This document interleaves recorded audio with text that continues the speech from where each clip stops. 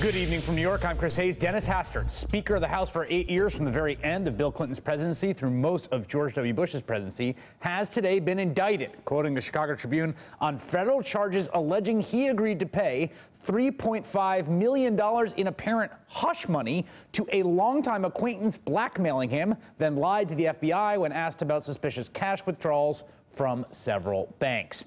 The indictment from the U.S. District Court, Northern District of Illinois, reading, quote, during the 2010 meetings and subsequent discussions, defendant Dennis Hastert agreed to provide individual A, as I said before, unnamed in the indictment, $3.5 million in order to compensate for and conceal his prior misconduct against individual A. Help us make sense of all this. Joining me now, Robert Costner, national political reporter for The Washington Post. Robert, did this come as out of left field to GOP politicos as it seemed to come out of left field to all of us today when this crossed the wires? I've spoken to several top Republicans and close friends of former Speaker Hastert, and they're stunned. They never expected this, and he's someone who's always kept close counsel, someone who wasn't a candid figure, a colorful figure, even when he was inside of the House. But most interesting about this, Chris, is that this references in the indictment perhaps his time as a teacher at Yorkville High School. Yeah, so let's be clear on the Dennis Hastert bio here. This is a man who was famously a high school teacher and wrestling coach, right? And every profile you ever read about Denny Hastert was a front and center. The guy was a everyman, just a small-town high school wrestling coach and teacher.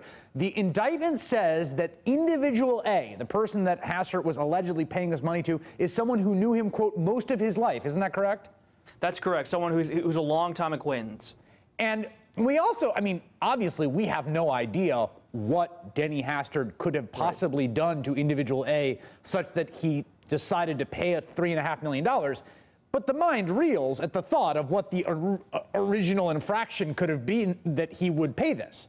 Well, and the idea that it's hush money is fascinating. I spoke tonight with Thomas Bliley, a former Virginia congressman, former committee friend of Hastert's, and I said, what was the most defining thing about Hastert in the House? And he said he was coach. That's how we thought of him, coach and teacher. He was a quiet man, but he was always with us and telling stories about his time at Yorkville High School.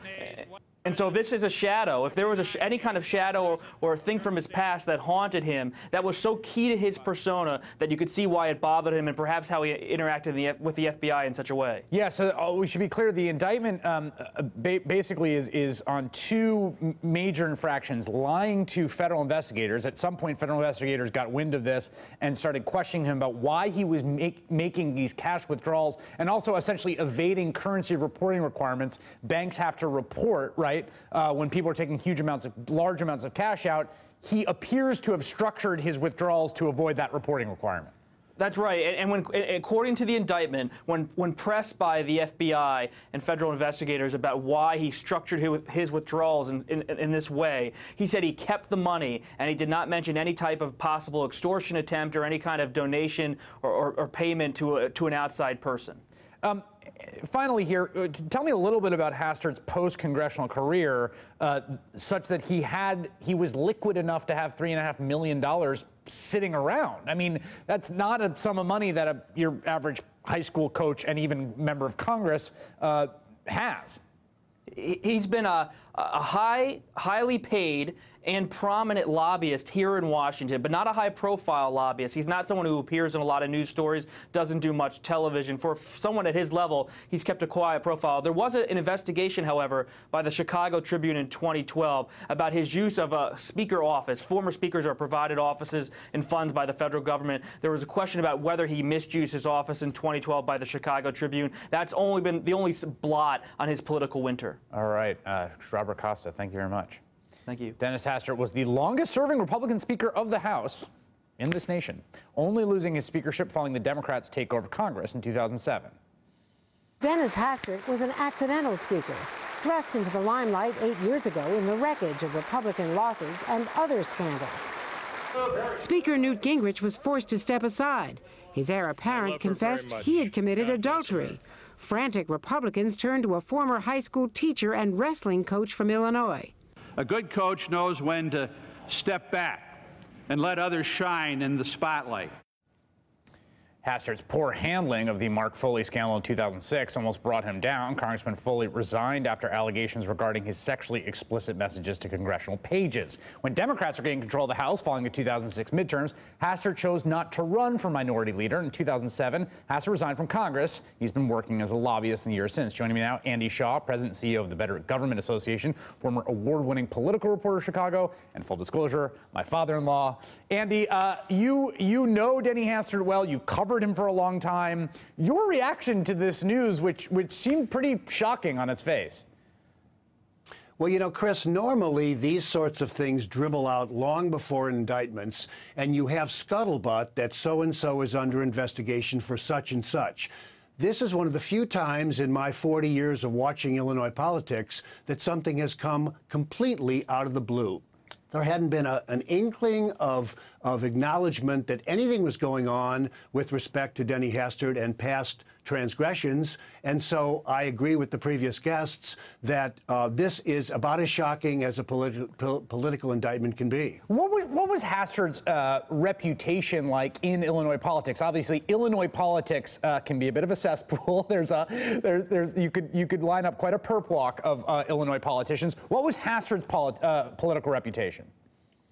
Well, first, the context, Chris. Illinois is regarded as the third most corrupt state in the nation, Chicago the most corrupt city. Denny Hastert comes out of what's called the Illinois Combine.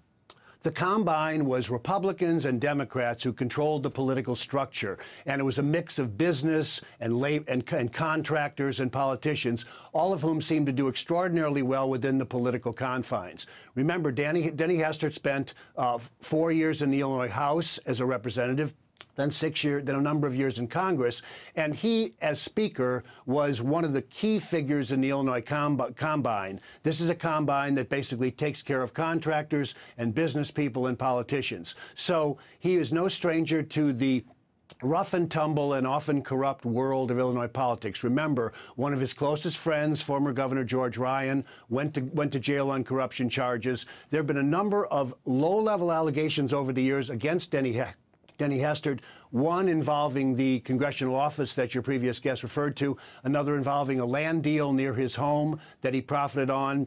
And even in 2005, there was an allegation in a Vanity Fair article that he had been paid off by Turkish interests to help them in America. So he's no stranger to controversy, but he's been low-key all the time. And the key is he's always been known as Denny or Coach. So I want to ask this question, and I want to sort of tread carefully here, because obviously we're dealing with, I mean, the thing about this indictment that is so weird and also tantalizing, frankly, is the fact that the allegation here is that there was some underlying infraction, that Dennis Hastert did something to individual A, who's known him most of his life, that was so awful that Hastert was then going to pay him $3.5 million. And obviously the question you got to ask is, what the heck was that initial infraction? I guess, you know, I don't want you to sort of irresponsibly speculate here, but I guess my question would be, were there rumors about Hastert having skeletons in the closet in the world of Illinois politics, in his personal life in any way that you knew of?